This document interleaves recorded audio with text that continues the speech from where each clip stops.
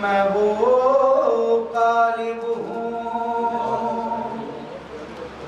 جس کا مطلوب محمد ہے،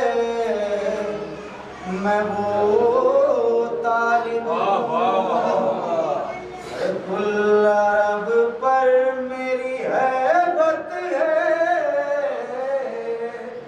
میں وہ غالب ہوں، مجھ کو پہچان لے دنیا، میں اب غالب ہوں،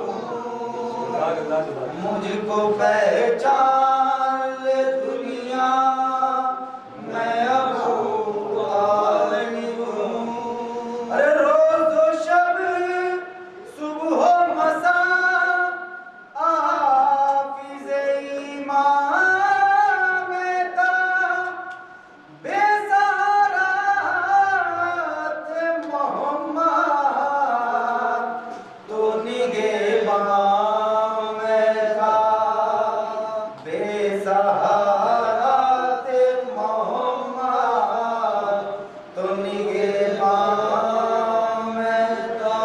ارے حسن اسلام پہ آیا میرے احسانوں سے، ارے میں نے ایمان کو پالا بڑے ارمانوں سے، بجلیاں گرتی رہیں کفر کے احوانوں سے، ارے شمع حق بجھنے نہ دی خود ظلم کے طوفانوں سے، شمع حق بجھنے نہ دی ظلم کے طوفانوں سے، ارے وہی کرتا تھا جو مرضی خدا بندی تھی، وہی کرتا تھا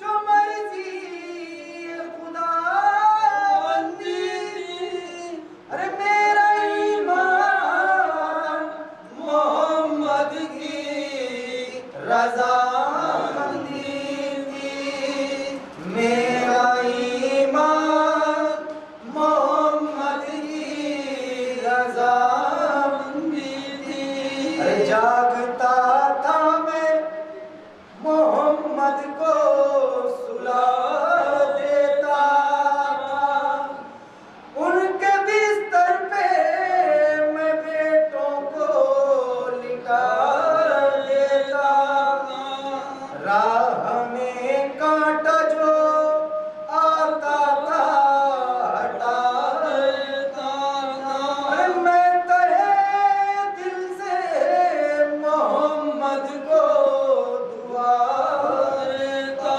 تھا، میں تہے دل سے محمد کو دعا دیتا تھا، ارے روزی اس بولتے قرآن کی زیارت کرنا میرا معمول تھا، اس طرح عبادت کرنا میرا معمول تھا، اس طرح عبادت کرنا، ارے آج الزام لگانے لگے مجھ پر بے دین، میں مسلمان نہ ہوا لایا میں ایمان نہیں، ارے میں نے کلمہ نہ پڑھا، میں نے نمازیں پڑھی، ارے کفر کی گود میں ایمان بھی پلتا ہے نہیں، کفر کی گود میں ایمان بھی پلتا ہے کہیں، ارے کر کے سازش یہ لگایا ہے نشانہ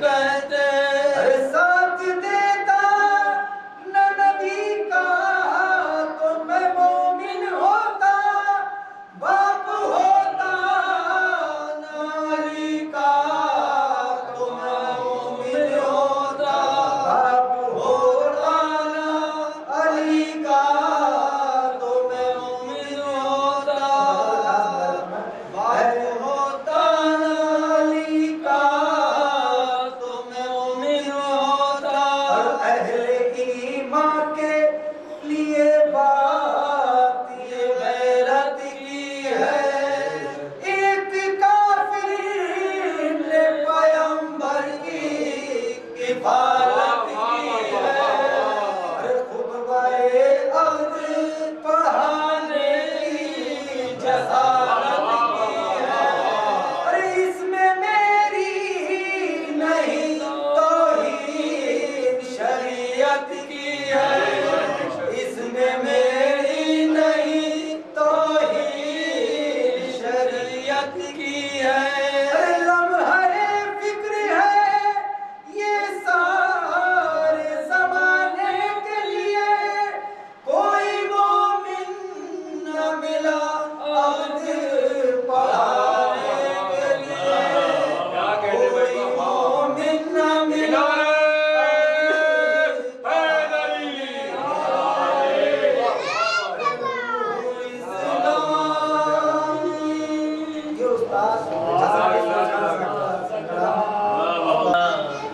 قتل سپاہ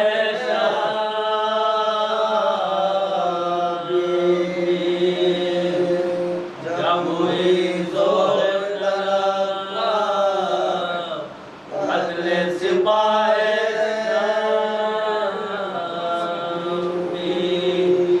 غیر اصغر نہ رہا نور نگاہ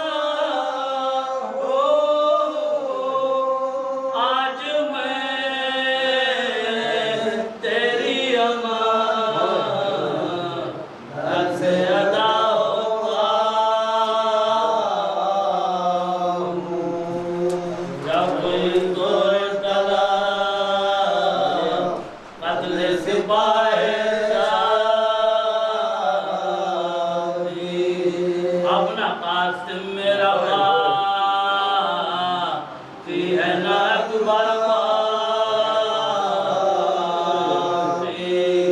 نہ علمدار صدا مت ہے نہ لشکر باقی بانی جے ہے نہ بتی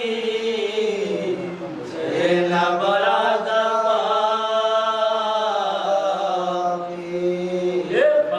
سر میرا باقی ہے اور اصغر باقی فقط سر میرا باقی ہے اور اصغر باقی قتل اصغر ہو میرا سر بھی جدا ہو جائے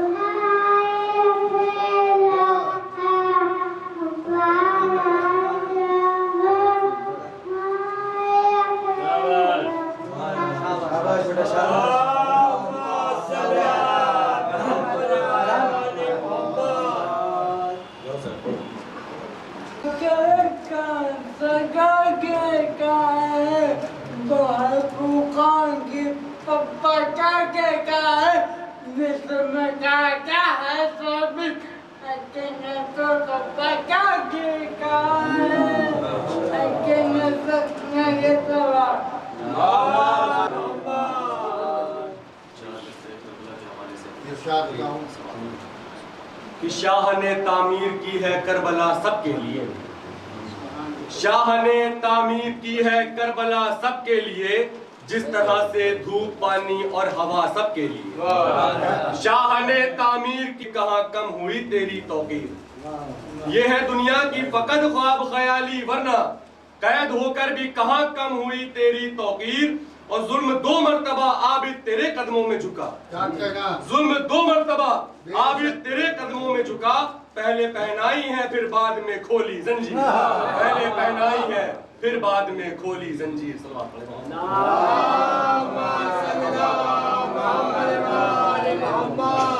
کہ ہم نے جب پیش کیا حشر میں سجدہ پہلے،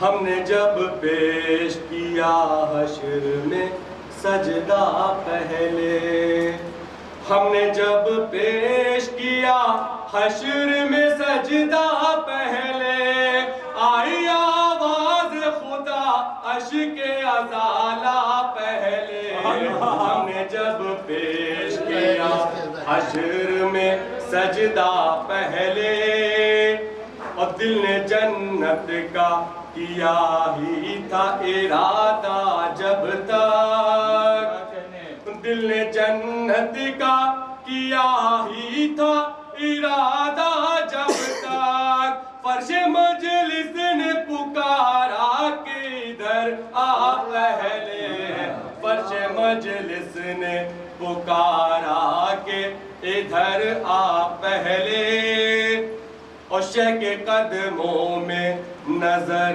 آتی ہے حر کو جنت، شہ کے قدموں میں نظر آتی ہے حر کو جنت، شہ کے قدموں میں نظر آتی ہے حر کو جنت، اتنی اونچائی پہ آیا ہی کہاں تھا پہلے، ہم نے جب پیش کیا حشر میں سجدہ پہلے، اور بے زباں ہو کے بھی باطل کے خلاف ہے اصغر، بے زباں ہو کے بھی باطل کے خلاف ہے اصغر، بے زباں ہو کے بھی باطل کے خلاف ہے اصغر، جتنا تم بولے ہو کوئی نہیں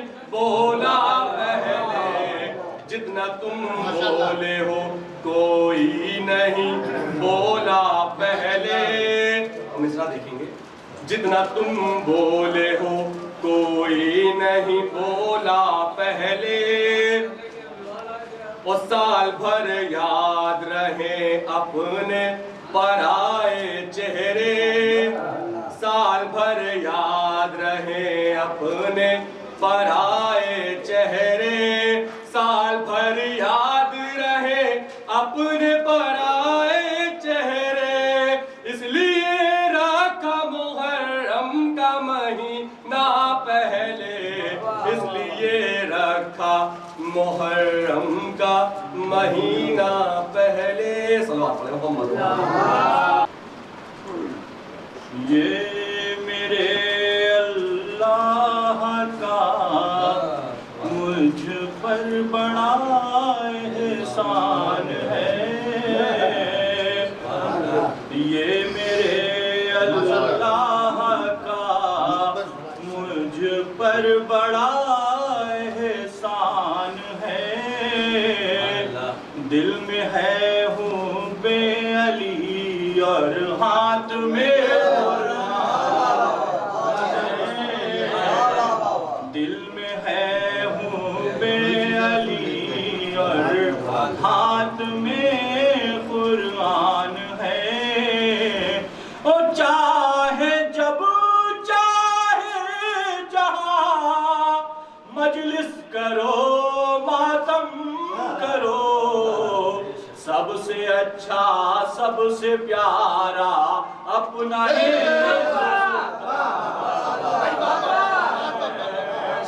سب سے اچھا سب سے پیارا اپنا ہندوستان ہے.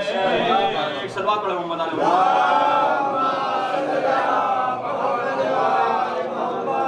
دو تین چیز سرکار انور کمال صاحب کے یاد آ رہے ہیں مجھے. وہ کمال وزارہ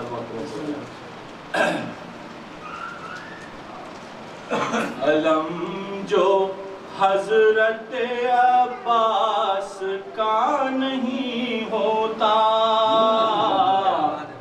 لکھے گا کہ علم جو حضرت عباس کا نہیں ہوتا کہ علم جو حضرت عباس کا نہیں ہوتا کسی کتاب میں لفظ وفا نہیں ہوتا کسی کتاب میں لفظ وفا نہیں ہوتا. یہ شعر دیکھیں کہ وہی تو بنتے ہیں ایک دن یزید و بغدادی کہ وہی تو بنتے ہیں ایک دن یزید و بغدادی کہ جن کے نطفے کا کوئی پتہ نہیں ہوتا کہ جن کے نطفے کا کوئی پتہ نہیں ہوتا. ایک صلوات پڑھیں محمد علیہ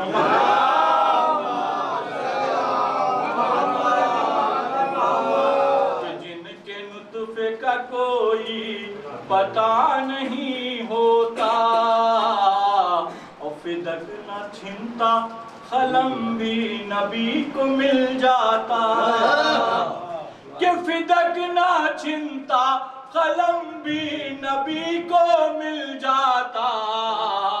قسم خدا کی اگر دوسرا نہیں ہوتا قسم خدا کی اگر دوسرا نہیں ہوتا. یہ شعر خاص طور سے سماعت فرمائیں کہ قسم خدا کی اگر دوسرا نہیں ہوتا اور بلند وہ ہے جو تقوی میں سب سے آگے ہو بلند وہ ہے جو تقوی میں سب سے آگے ہو یہ روپے پیسے سے کوئی بڑا نہیں یہ روپے پیسے سے کوئی بڑا نہیں. لا حول ولا قوة إلا بالله العلي العظيم. أعوذ بالله من الشيطان اللعين الرجيم. بسم الله الرحمن الرحيم. الحمد لله رب العالمين والصلاة والسلام والتحية والإكرام على رسوله النبي الكريم وعلى آل بيته الطيبين الطاهرين المعصومين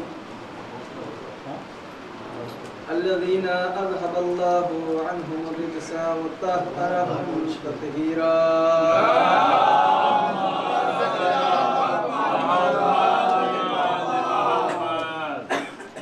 واللعنة الدائمة الباقية على أعدائهم ومنكري فضائلهم وغاصبي حقوقهم أجمعين.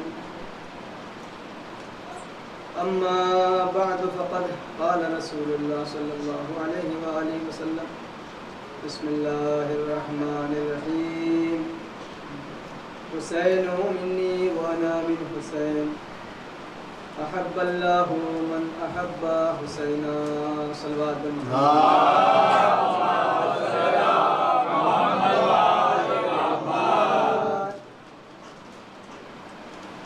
حضرت ختمی مرتبت پیغمبر اکرم حضرت محمد مصطفیٰ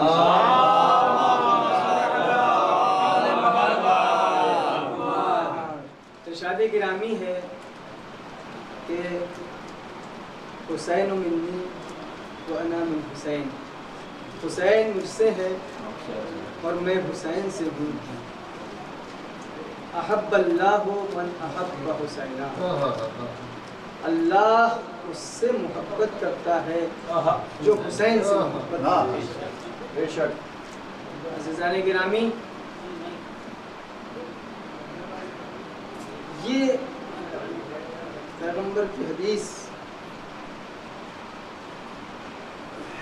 امام حسین علیہ السلام کی عظمت کو بیان کر رہی ہے اور ہر ایک کو یہ سوچنے پر مجبور کر رہی ہے کہ کس ذات والا صفات کا نام ہے حسین ابن علی، کس شخصیت کا نام ہے حسین ابن علی کہ جس کے بارے میں ختم الرسل، خاتم النبیین، اشرف الانبیاء والمرسلین یہ سند دے رہے ہوں کہ میں حسین سے ہوں، میں حسین سے ہوں. یعنی آپ غور کریں کہ 1,23,999 انبیاء آ چکے ہیں. ان تمام انبیاء کی محنتوں کا خلاصہ ہے ذات محمد عربی. ان سے برتر، ان سے اشرف کوئی مخلوق نہ بنی ہے نہ بنے گی. ان سے بہتر اللہ نے، ان سے افضل اللہ نے بنایا ہی نہیں. اگر وہ ذات یہ کہے کہ میں حسین سے ہوں تو اس کا مطلب یہ ہے کہ اب آدم بھی حسین سے ہیں، نوح بھی حسین سے ہیں، اب ابراہیم بھی حسین سے ہیں، اب موسیٰ اور عیسیٰ بھی حسین سے ہیں، اور جن معنی میں رسول حسین سے ہیں انہی معنی میں آدم حسین سے ہیں. رسول خدا تو نانا ہے نا، حسین نواسے ہیں.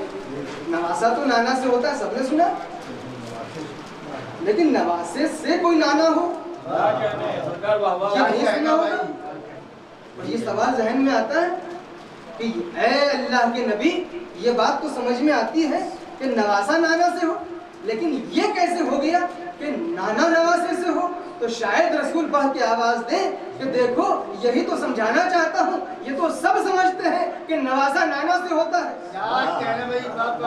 یہ تو سب جانتے ہیں کہ نواسا نانا سے ہوتا ہے، لیکن دنیا کو یہ سمجھانا چاہتا ہوں کہ نانا کیسے نواسے سے ہوتا ہے. یاد کیجئے اس وقت کو جب یزید نے یہ صدا بلند کی تھی، نہ آسمان سے کوئی فرشتہ آیا نہ کوئی وحی نازل ہوئی. کیا کہنے. توجہ چاہتا ہوں، پیغمبر اکرم کی نگاہیں دیکھ رہی تھی کہ ایک زمانہ ایسا آئے گا کہ ایک ایسا ظالم، جابر، فاسق، فاجر، شارب الخمر، قاتل نفس محترمہ، ایک ایسا بدذات انسان مسند کے اوپر بیٹھے گا کہ بیٹھنے کے بعد میری پوری محنتوں پر پانی پھیر دینے کا ارادہ رکھتا ہوں. نبی کی ذات، نبی کی نگاہیں یہ دیکھ رہی تھی، اور یہ اعلان اسی کا ثبوت ہے کہ جو یزید نے کہا کہ نہ آسمان سے کوئی وحی آئی، نہ آسمان سے کوئی فرشتہ آیا، یہ تو اہل بیت کا ڈھونگ تھا معاذ اللہ کہ جو انہوں نے حکومت حاصل کرنے کے لیے رچا تھا. عزیزان گرامی، اب مجھے بتا دیجئے کہ یہ اعلان ہونے کے بعد اب اسلام کے اندر کچھ باقی رہ گیا؟ کچھ بچا ہے؟ اور اگر یزید کے اصرار بیعت کے اوپر حسین کا انکار بیعت نہ ہو تو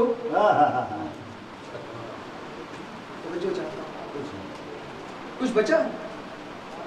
آج لوگ یہ پوچھتے ہیں کہ حسین نے بیعت کیوں نہیں کی؟ کیا کہنے. سب نے بیعت کر لی تھی، حسین کو بھی بیعت کر لینی چاہیے تھی. کچھ ناقص لوگ یہ پوچھتے ہیں عقل مند نہیں پوچھتے. جن کے یہاں اوپری منزل میں کچھ خلا ہے, جن کی اوپری منزل کچھ خالی ہے, وہ یہ سمجھتے ہیں, وہ یہ پوچھتے ہیں کہ کیوں حسین نے بیعت نہیں کی. ہم کہتے بھائی کیوں؟ اب دیکھیے وہ مسند پر بیٹھ گیا, وہ خلیفہ ہو گیا, تخت و تاج اس کے پاس ہے, طاقت و قدرت اس کے پاس ہے, تو اب حسین کو بیعت کر لینی چاہیے. جب سب نے بیعت کر لی تو حسین کو کیا پریشانی ہے؟ تو علامہ شہید مطہری اس کا جواب دیتے ہیں اپنی کتاب میں. وہ کہتے ہیں کہ ہمیں اتنا بتا دو کہ یہ جو تم کہہ رہے ہو کہ ساری دنیا نے بیعت کر لی, اکیلے حسین نے بیعت کیوں نہیں کی؟ حسین کیوں معاذ اللہ آ گئے کہ میں بیعت نہیں کروں گا, کر لینی چاہیے تھی. کہتے ہیں تمہارے اس سوال کے جواب میں ہم تم سے ایک سوال کرتے ہیں کہ جب پوری دنیا نے یزید کی بیعت کر لی تھی تو یزید کو حسین کی بیعت کی ضرورت کیا؟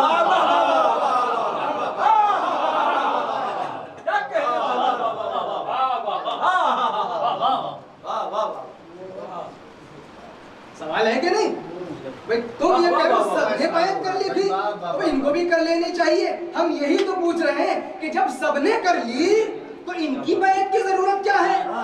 اس کا مطلب یہ ہے کہ تم بھی سمجھتے ہو کہ ساری کائنات کی بیعت کر لے اور حسین بیعت نہ کرے, اس بیعت کا کوئی دم نہیں ہے.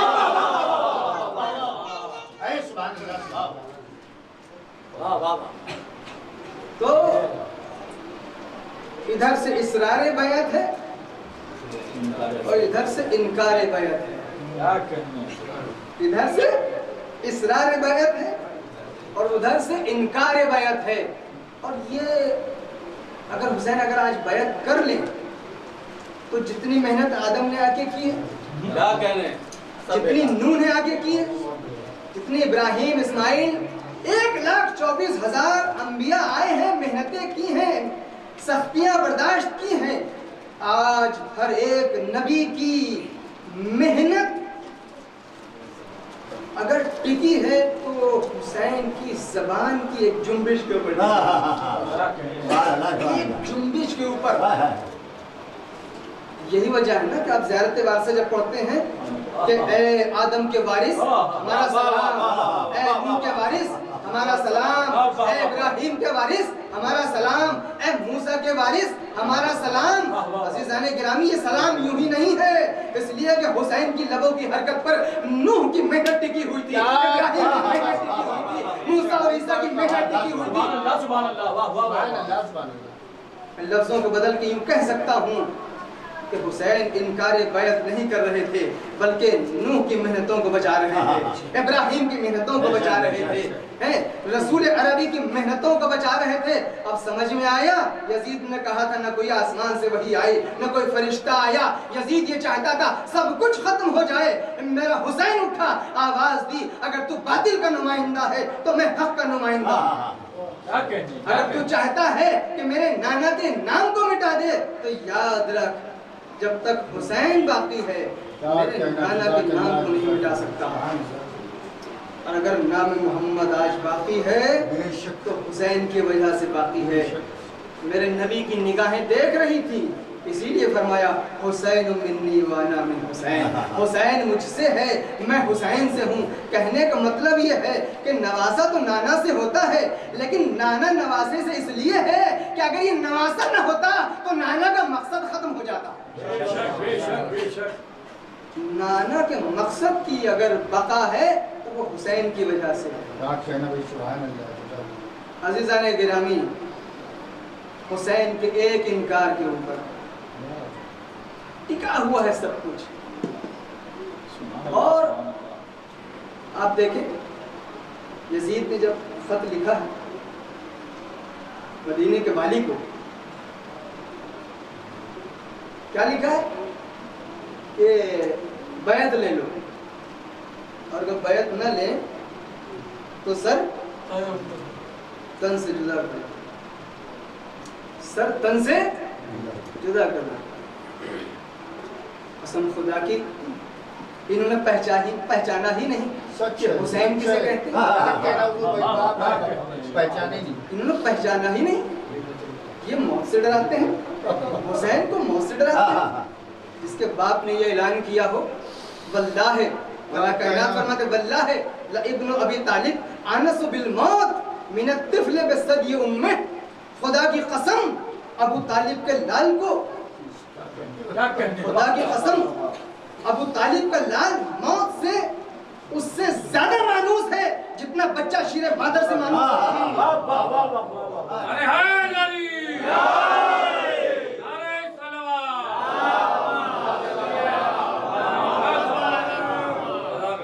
یہ موت سے ڈراتے ہیں اور ہماری جانیں قربان ہو جائیں. ذرا لفظوں پہ تو دیکھیں میرے مولا نے کیا فرمایا. یہ نہیں کہا کہ جتنا شیر مادر سے بچہ مانوس ہوتا ہے اس سے زیادہ مانوس علی موت سے ہے. یہ نہیں کہا. ترجمہ غور فرمایا مولا کے لفظوں پر. یہ نہیں کہا کہ علی مانوس ہے موت سے, ابو طالب کا لال مانوس ہے موت سے. میرے مولا کیا کہنا چاہتے ہیں؟ شاید سمجھانا چاہتے ہیں کہ خون اور لہو جو ابو طالب کا ہے اس کی تاثیر کو پہچانو. ابو طالب کے خون کی تاثیر کو پہچانو. یہ صرف علی اپنے کردار کا اعلان نہیں کر رہے تھے, ابو طالب کے خون کی تاثیر کا اعلان کر رہے تھے. عزیزان گرامی, اب آپ دیکھیں کہ گھر کا بچہ کوئی یہ کہتا ہوا نظر آتا ہے کہ موت ہم پہ جا پڑے, چاہے ہم موت پر جا پڑے. یہ ہیں کربلا والے, یہ ہیں ابو طالب کے گھرانے والے, یہ ہیں بنی ہاشم کے شیر جن کے گھر کا 13 سال کا بچہ یہ کہتا ہے. جب پوچھا جاتا ہے کہ موت تمہارے نزدیک کیسی ہے, احلا من الاصل, شہد سے زیادہ شیریں. خدا کی قسم اگر اہل بیت کا یہ گھرانہ نہ ہوتا تو کوئی موت کے ذائقے کو بتا نہیں سکتا. اور پھر ادھر شہزادے نے موت کا ذائقہ بتایا ہے, ادھر علی اصغر نے تیر کھا کے تبسم فرما کے اس کی تائید فرمائی. شہد سے زیادہ شیریں کسے کہتے ہیں؟ مسکرا کے بتایا کہ دیکھو ہمارے شہزادے نے جو ذائقہ بتایا تھا ہم مسکرا کے بتا رہے ہیں. عزیزان گرامی, قاسم کے کلام کی تفسیر پہلی مرتبہ تبسم علی اصغر سے ہو رہی ہے. یہ موت سے ڈراتے ہیں. آواز دی کہ اگر یہ بیعت نہ کریں تو ان کا سر کاٹ لینا. خط میں یہ لکھا ہے کہ اگر یہ بیعت نہ کریں تو ان کا سر کاٹ لینا. شہید مطہری فرماتے ہیں کہ یزید بہت بڑا بے وقوف تھا. جملہ سنیے گا, فرماتے ہیں کہ یزید بہت بڑا بے وقوف تھا جو حسین کو فقط ایک جسم سمجھ رہا تھا.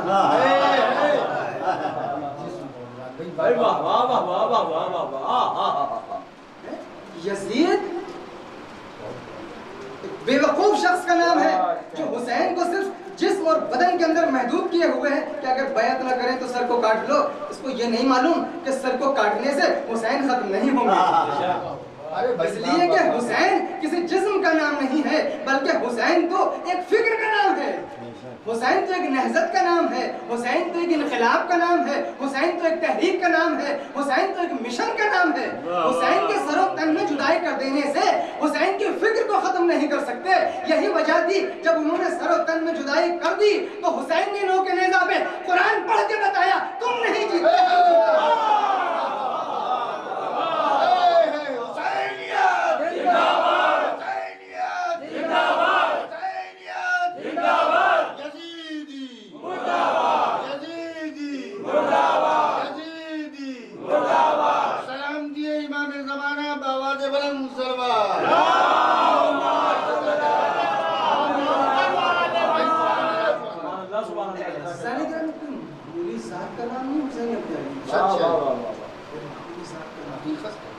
اور آپ دیکھیں کہ جب مدینے میں یہ خط پہنچا یزید کا, ولید جو والی تھا مدینے, سب بلایا. اور آپ کو سب معلوم ہے کہ بنی ہاشم کے جوانوں کے ساتھ میرا مولا دارالامارہ میں تشریف لے گیا. جو گفتگو ہوئی اندر, اس نے جب یہ بتایا کہ معاویہ کا انتقال ہو گیا, اب یہ خبر ملی میرے مولا ہم میں اگر کوئی کسی کو کسی کے انتقال کی خبر دیتا ہے تو ریئیکشن کیا ہوتا ہے؟ اور کریں امام کہتے کسے ہیں؟ اگر ہمارے کسی دوست کا انتقال ہو جائے، جاننے والے کا، پہچاننے والے کا، تو ہم کہتے ہیں اللہ جنت نصیب کرے، اللہ رحمت نازل فرمائے. اور اگر کسی سے دشمنی ہوتی ہے تو کہتے ہیں کہ ارے اچھا ہوا کم وقت مل گیا. بھائی یہ دو ہی ریئیکشن ہوتے ہیں. اور امام کے سامنے جب یہ خبر پہنچائی گئی ہے، خبر مل رہی ہے، اگر امام یہ کہہ دیں، آپ سوچیے ذرا، اگر امام یہ کہیں کہ انا للہ و انا الیہ راجعون، اللہ رحمت نازل کرے، فرض کرے اگر امام یہ کہہ دے، اب آپ تاریخ دیکھیے، تاریخ کیا لکھے گی؟ تاریخ تو یہی لکھے گی کہ جس کے لیے حسین نے رحمت کی دعا کر دی ہو. دیکھ رہے ہیں. اچھا اگر یہ کہہ دیں کہ اچھا وہ مر گیا کم وقت، ٹھیک ہے، اظہار ناراضگی فرما دیں، تو اب پوری کربلا کی جنگ اسی بہانے کے ذریعے سے شروع ہو سکتی ہے. تم جانیے کہ یہ ریئیکشن اسی کو بہانہ بنا لیں گے، لیکن ہماری جانیں قربان ہو جائیں ذات حسین ابن علی کی طرف. اگر جواب دینا سیکھنا ہے تو حسین سے سیکھو. خبر ملی ہے تو اتنا فرمایا ہے صرف انا للہ و انا الیہ راجعون، ہم سب اس کے پاس سے آئے ہیں اور سب کو اسی کے پاس جانا ہے. کچھ بھی نہیں ہے اس میں، یعنی کوئی موقع دشمن کو دیا نہیں ہے. نہ تاریخ لکھنے والوں کو، تاریخ لکھنے والوں نے کتنی بے ایمانیاں کی ہیں، کتنی جھوٹی باتیں گڑھی ہیں، لیکن مجال ہے کسی نے اس موقع کے اوپر کوئی جملہ ایسا گڑھ دیا، نہیں ملے گا آپ کو. اس کے بعد میرے مولا سے کہتا ہے کہ وہ بیعت، اب بیعت کئی رات کے سناٹے میں بیعت صبح نمودار ہونے دے، اس کے بعد پھر بات ہوگی. مروان کھڑا تھا، اس نے کہا کہ اگر تمہارے ہاتھ سے نکل گئے تو پھر ہاتھ نہیں آئیں گے، یا تو بیعت لے لو یا سر قلم کر دو. بس مطلب میرے مولا نے فرمایا کہ اب تو حدثنی بالموت، کیا تم مجھے موت سے ڈراتا ہے؟ یبن الزرقاء، وہ زن نیلگون چشم کے بیٹے، کیا تم مجھے موت سے ڈراتا ہے؟ زہرا کے لال کو موت سے ڈراتا ہے؟ اس کے بعد میرے مولا نے فرمایا کہ تجھے شرم نہیں آتی ہے؟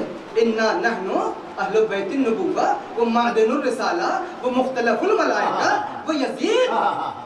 تو شرم نہیں آتی تجھے؟ کہ ہمیں دیکھ کون ہیں، ہم اہل بیت نبوت ہیں، ہم معدن رسالت ہیں، ہم وہ ہیں جہاں کے اوپر فرشتوں کی رفت و آمد ہوتی ہے. اور ہم، آپ سمجھ میں آ رہے ہیں آپ کو؟ یہ نہیں کہا کہ نبی ہم سے ہے، رسول ہم سے ہے، نبوت ہم سے ہے، رسالت ہم سے ہے. نبی اور رسول کا تذکرہ نہیں ہے، بلکہ نبوت اور رسالت کا. نبی کسے کہتے ہیں؟ جسے نبوت ملے وہ نبی ہوتا ہے، جسے رسالت ملے وہ رسول ہوتا ہے. یہ نہیں کہا کہ نبی ہم میں سے ہیں، رسول ہم میں سے نہیں. وہ چیز جس کی وجہ سے رسول رسول بنتا ہے، نبی نبی بنتا ہے، وہ ہم نے سبحان اللہ. نحنو اور یزید فاسق فاجر و شارب الخمر، وہ فاسق، وہ فاجر، وہ شرابی، وہ کبابی، قتلوں کو نفس محترمہ اور عزت مند افراد کو قتل کرنے والا، ہم اس کی بیعت کریں گے. مثلی لا یبایع مثلی، یہ اعلان میرے مولا کا، مجھ جیسا اس جیسے کی بیعت نہیں کرنا. سبحان اللہ. مثلی لا یبایع مثلا، یہ نہیں کہا کہ حسین یزید کی بیعت نہیں کر سکتا. جو چاہتا ہوں یہ قانون دیا ہے میرے مولا نے، یہ نہیں کہا کہ حسین یزید کی بیعت نہیں کر سکتا، حسین یزید کی بیعت نہیں کر سکتا، نہیں، مجھ جیسا اس جیسے کی بیعت نہیں کر سکتا۔ یعنی حسین سمجھانا چاہتے ہیں کہ کسی دور کا حسین کسی دور کے یزید کی بیعت نہیں کر سکتا،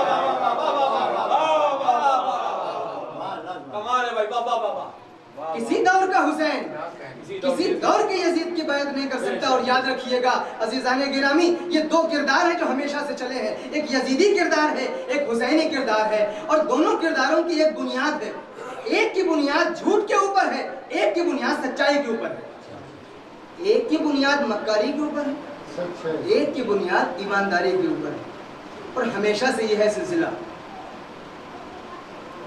تاریخ بھری پڑی ہے مثالوں سے کہ انہوں نے جب بھی قبضہ کیا ہے حکومت کے اوپر تو مکر و فریب کے ذریعے سے، اور انہوں نے جو اعلان کیا وہ یہ کہ اگر ہم سچائی کا درس نہ دیں گے تو دنیا کو بھلا کون سچائی کا درس دے گا؟ ہم کو تو بھیجا اس لیے گیا ہے۔ وہاں سے لے کر کے اب آپ پوری تاریخ دیکھنے میں ایک لمحے میں صرف سمیٹنا چاہتا ہوں، شام جہاں کے اوپر معاویہ کی حکومت ہے، وہاں کے حالات کیسے ہیں؟ اہل بیت اطہار کی طرف سے متنفر ہے وہ لوگ، میڈیا کا اثر آپ تو جانتے ہیں، جیسا دکھاتا ویسے ہی لوگوں کو سمجھ میں آتا، ویسے ہی لوگوں کی فکریں بنتی ہیں، ویسے ہی نسلیں پروان چڑھتی ہیں۔ شام کے ملک میں تقریباً 70-80 سال تک مولا کائنات کے اوپر منبروں سے سب کو شتم کیا گیا۔ یہ الفاظ بہر منبر کی شان کے مطابق میں اس لیے استعمال کر رہا ہوں، یعنی برا بھلا کہا گیا، گالیاں دی گئیں، اور خطبہ جمعہ جب خطیب خطبہ جمعہ دیتا تھا تو خطبہ جمعہ کے بعد اپنا فرض سمجھتا تھا اہل بیت رسول کے اوپر لعنت بھیجنا۔ 70 سال 3-4 نسلیں گزر جاتی ہیں میرے دوستوں، 3-4 نسلوں کو یہ نہیں معلوم ہے کہ اہل بیت کا گھرانہ کیا ہے، یہ مکر و فریب نہیں ہے تو کیا ہے؟ کسی کو نہیں معلوم ہے کہ میرے مولا کے فضائل کیا ہیں۔ وہاں کے اوپر تو اس طریقے سے پیش کیا گیا ہے کہ علی نہ نماز پڑھتے ہیں، نہ روزہ رکھتے ہیں، نہ کسی دین کے حکم پر عمل کرتے ہیں، کچھ نہیں، یعنی بے دین شخص کی طرح معاذ اللہ پیش کیا گیا، بے دین۔ یہی وجہ ہے کہ جب سجدے میں مولا کائنات کو ضربت لگی ہے تو لوگوں نے یہ پوچھا، آپس میں باتیں کرتے تھے کہ کیا علی نماز بھی پڑھتے تھے؟ کیا علی نماز بھی پڑھتے تھے؟ کربلا کے میدان میں شام کے ملک سے کوئی لڑنے نہیں آیا ہے، یہ سب یہیں کے تھے، کوفے اور اطراف کوفہ، ہزاروں کی فوج تھی۔ یعنی اتنا پروپیگنڈا کیا گیا ہے، پیسوں سے خریدا گیا ہے، پروپیگنڈے سے خریدا گیا۔ ان کو معلوم ہے کہ جب وہاں کے لوگ ہی کافی ہیں تو ہمیں یہاں سے جانے کی ضرورت ہی کیا ہے۔ یہ ماحول ہے وہاں کے اوپر۔ عزیزان گرامی، اب آپ دیکھیں کہ کس طریقے سے ابن اس جو دونوں کردار ہیں ان کی بنیادیں کس کے اوپر ٹکی ہوئی ہیں۔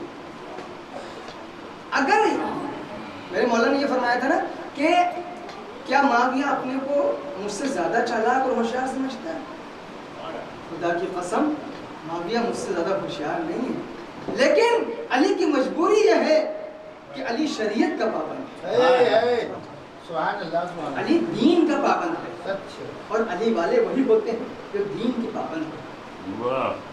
ورنہ کوئی مجال نہیں تھی جو ابن زیاد کوفے کے اوپر قبضہ کر لے۔ کیا کہنا ہے، جناب مسلم کے ہاتھ پر 18,000 25,000 20,000 لوگوں نے بیعت کی تھی۔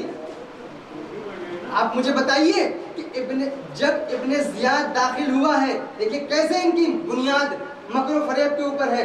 ابن زیاد جب کوفے میں داخل ہوا ہے تو کیسے داخل ہوا ہے؟ منہ کے اوپر کپڑا باندھ کے داخل ہوا ہے۔ کوفے کا ماحول یہ ہے کہ مسلم کے ہاتھ پر بیعت ہو چکی. مسلم نے یہ بتا دیا ہے کہ مولا حسین تشریف لا رہے ہیں. پورا کوفہ میرے مولا کا منتظر ہے. کس کا منتظر ہے؟ میرے مولا کا منتظر ہے. اور یہاں سے ابن زیاد چلا کوفے کے اندر داخل. اس کو معلوم ہے کہ کوفہ جو منتظر ہے وہ حسین کا منتظر ہے, ابن زیاد کا منتظر نہیں ہے. اگر پتہ چل گیا تو میرا سر اڑا دیا جائے. آپ دیکھیں اس کے بعد جب کوفے میں داخل ہوتا ہے تو کوفے میں جو چاہنے والے جو بھیڑ وہ کہتی ہے مرحباً یا ابن رسول اللہ, خوش آمدید اے فرزند رسول, خوش آمدید اے فرزند رسول. وہ نہیں پہچان پا رہے کہ کون ہے. دارالامانہ کے اندر داخل ہو گیا, سیکیورٹی مل گئی, محفوظ ہو گئی جان. اب اس نے کہا کہ قتل کرو جو بھی مسلم کا چاہنے والا ہے. سب پکڑ پکڑ کے گھروں سے نکال کے سر قلم ہونے لگے, گھروں میں آگ لگائی جانے لگی, تباہ و برباد کیا جانے لگا. جو پیسے سے بکنے والے تھے ان کے لیے خزانوں کے منہ کھول دیے گئے, اور دیکھتے ہی دیکھتے حالات ایسے پلٹے کہ وہ مسلم جس کے ساتھ 18,000 تھے اب کوئی نہیں. اب آپ دیکھیں, میں یہ پوچھنا چاہتا ہوں کہ ابن زیاد جو کوفے کے اندر داخل ہوا ہے وہ نقاب پہن کے داخل ہوا ہے, وہ چہرہ چھپا کے داخل ہوا ہے, اپنے کو حسین ابن علی بتا کے داخل ہوا ہے, ابن زیاد کی شکل میں داخل نہیں ہوا ہے. تو پہلا مکر و فریب یہ ہے کہ ابن زیاد اگر تم آج بچ رہے ہو تو حسین ابن علی کے سہارے بچ رہے ہو. اگر تمہاری جان بچ رہی تو یہ پہلی مکاری ہے. اب آپ دیکھیں, ایک موقع جناب مسلم کے پاس ایسا آیا کوفے میں کہ جہاں کے اوپر ابن زیاد کو قتل کر سکتے تھے, لیکن قتل نہیں کیا. اگر قتل کر لیتے تو کیا کوفے کے اوپر قبضہ نہیں ہو جاتا؟ مجھے بتائیے. اتنا سفاک انسان ہے جس نے پورے کوفے کو کنٹرول کر لیا. ہوا کیا ہے دیکھیں, دو کردار, ایک جھوٹ کے اوپر ٹکا ہوا اور ایک سچائی کے اوپر ٹکا ہوا. جناب ہانی کا نام آپ نے سب نے سنا ہے. جناب ہانی کے گھر چھپے ہوئے جناب مسلم. جناب ہانی کے گھر ایک اور شخص آتا ہے جس کا نام ہے شریک ابن آور. شریک ابن آور یہ بھی محب اہل بیت, بیمار ہو جاتا ہے, لیکن ابن زیاد سے اس کی دوستی ہے. اندر سے چاہنے والا ہے مولا, لیکن ظاہری دوستی ابن زیاد سے بھی. جناب مسلم, جناب ہانی اور شریک تینوں لوگ آپس میں پروگرام سیٹ کرتے ہیں. شریک یہ کہتے ہیں جناب مسلم سے کہ دیکھو ابن زیاد میرا پکا دوست ہے, جب اس کو پتہ چلے گا کہ میں ہانی کے گھر میں آیا ہوں یہاں تو مجھ سے ملنے ضرور آئے گا. جب وہ مجھ سے ملنے آئے میں تمہیں اشارہ کروں گا, تم چھپے رہنا. اشارہ ملتے ہی فوراً تلوار کھینچ کے آنا, ابن زیاد کو ختم کرنا. اور یہی ہوا, یہ پلان بنا. اور پلان یہ بنا کہ تم کو جو میں ہنٹ دوں گا, جو اشارہ کروں گا وہ یہ کہ پانی مانگوں گا. جیسے ہی میں پانی مانگوں فوراً تم کمرے سے نکل کے آنا, اڑا دینا. ابن زیاد ملنے آتا ہے کس سے؟ شریک سے. جب پتہ چلتا شریک آیا ہے, دوست ہے, اللہ اللہ ہماری جانیں قربان ہو جائے. ادھر ابن زیاد پہنچا ہے, مسلم چھپے ہوئے ہیں, شریک سے ملاقات ہو رہی ہے. شریک نے موقع دیکھا کہ ہاں اب ذہن بٹا ہوا ہے, فوراً پانی مانگا. پانی پلاؤ مجھے پیاس لگی ہے, پانی پلاؤ مجھے پیاس لگی ہے. جناب مسلم کو فوراً نکل کے آنا چاہیے کہ نہیں؟ بتائیے مجھے. جناب مسلم کو نکل کے آنا چاہیے کہ نہیں نکل کے آنا چاہیے؟ نکل کے آنا چاہیے. لیکن جناب مسلم ہے جو نکل کے نہیں آتا. ایک مرتبہ پانی مانگا, 2 مرتبہ پانی مانگا, 3 مرتبہ پانی مانگا, 4 مرتبہ پانی مانگا. اب شریک سمجھ میں نہیں آ رہا ہے کہ کیسے بلاؤں, کیا کروں. چلا چلا کر بھائی پانی لاؤ, پانی سمجھتے کیوں نہیں؟ تو میں پانی مانگ رہا ہوں۔ ابن زیاد کا بلا، اس نے کہا کچھ معاملہ گڑبڑ ہے۔ ابن زیاد کے کان میں کہا کہ جلدی سے نکل لو یہاں سے، بھاگ گیا۔ خیر جلدی سے ابن زیاد وہاں سے رخصت ہو گیا۔ مجھے بتائیے آج مسلم اگر وہاں سے نکل آئے تو پوری حکومت جناب مسلم کے ہاتھ میں ہے کہ نہیں؟ ابن زیاد چلا گیا، مسلم آئے اور شریک ناراض، شدید ناراض، یہ تم نے کیا کیا؟ ابھی تو طے ہوا تھا کہ اشارہ کروں گا آؤ گے قتل کر دو گے، کیوں نہیں آئے؟ معلوم ہے جناب مسلم کا جواب کیا ہے؟ آواز بھی ہے شریک، تم مجھے بلا رہے تھے لیکن مجھے میرے پیغمبر کی ایک حدیث نے روکا، میرے نبی کی ایک حدیث نے مجھے روک لیا۔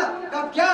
کہا کہ میرے نبی نے فرمایا ہے کہ مومن وہ ہوتا ہے جو کبھی دھوکے سے وار نہیں کرتا۔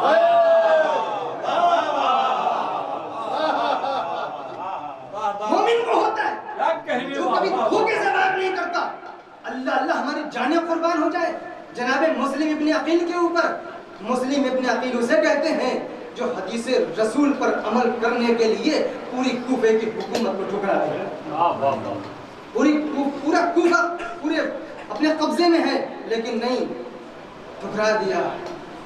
سمجھ رہے ہیں آپ؟ یہ دو کردار ہیں۔ یہ وہی مسلم ہیں جن کو حسین نے سند دی ہے کہ ثقتی و اخی، مسلم وہ ہیں جو میرے قابل اعتماد ہیں، میرے بھائی ہیں، میرا معتمد شخص ہے، میرا بھروسے مند شخص ہے۔ تو معلوم یہ ہوا کہ حسین کے بھروسے کا نام مسلم ابن عقیل ہے، حسین کے اعتماد کا نام مسلم ابن عقیل ہے۔ یہ ایک کردار ہے۔ اسی کوفے میں دوسرا کردار ہے کہ مسلم کو جب گرفتار کیا جاتا ہے تو دھوکے سے، جب مسلم کو گرفتار کیا جاتا ہے کیسے کیا جاتا ہے؟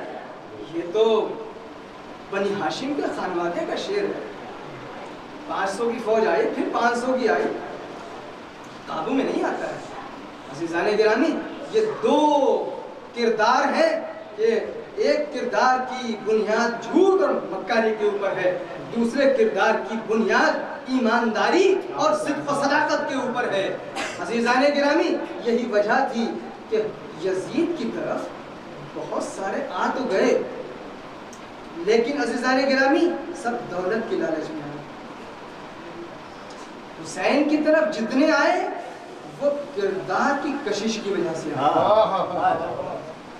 عزیزان گرامی، اس نے خزانوں کے منہ کھول دیے تھے کہ ہمیں تم کو یہ دیں گے، کسی کو رے کی حکومت ملے گی، کس کو اتنے دینار ملیں گے، کسی کو یہ پوسٹ ملے گی، اور لہٰذا آپ نے دیکھا کہ وہاں پر ہزاروں لاکھوں جمع ہو گئے اور یہاں کے اوپر بظاہر 72 تھے لیکن عزیزان گرامی یہ 72 ایسے تھے کہ جن کے اندر عزم و استقلال اعلیٰ منزل کا تھا۔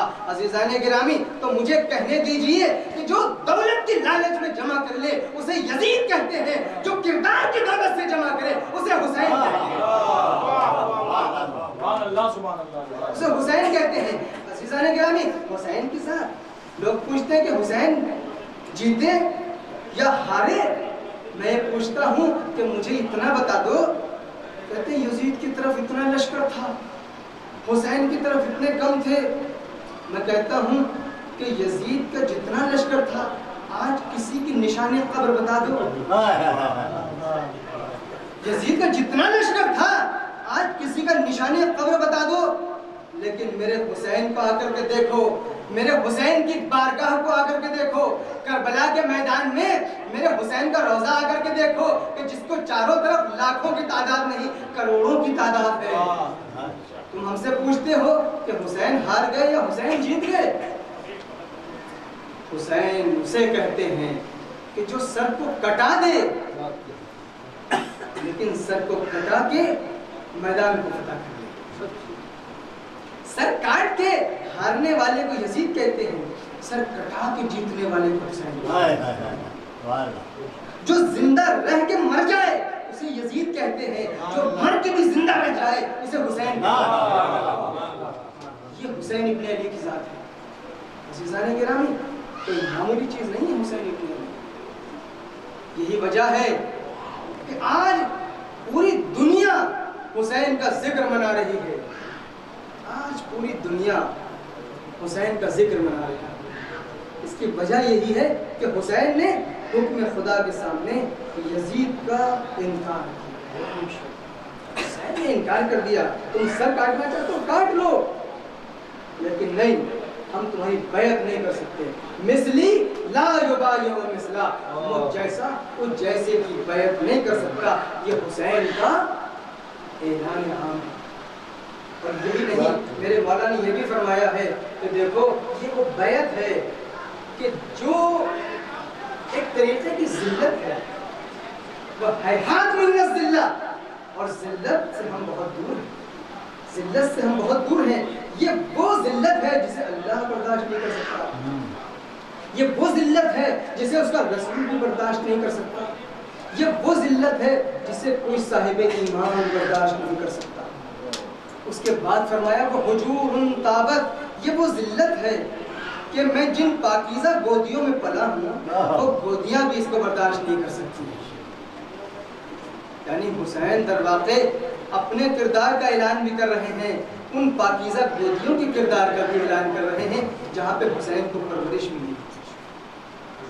جیسی پرورش ہوتی ہے عزیزان گرامی ویسا ہی اس کا اثر ہوتا ہے.